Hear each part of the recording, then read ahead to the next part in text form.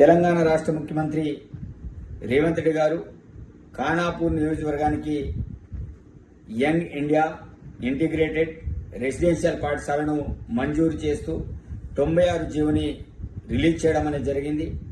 ఇదొక మంచి శుభసూచిక, మంచి పరిణామం.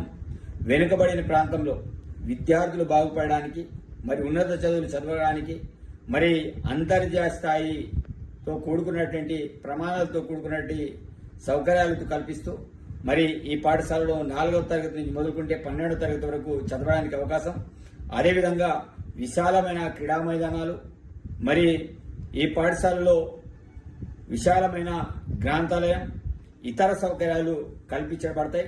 కాబట్టి ప్రత్యేకించి మా ప్రాంతాన్ని గుర్తించి 200 కోట్లతో ఈ నిర్మాణానికి జీవరుల్లో చేసిన ముఖ్యమంత్రి గారికి మరొకసారి ఖానాపూర్ నియోజకవర్గ ప్రజల తరఫున ప్రత్యేకమైన ధన్యవాదాలు తెలుస్తూ మీ యొక్క ఎమ్మెల్యే వెడమబోజు పటేల్. ధన్యవాదాలు.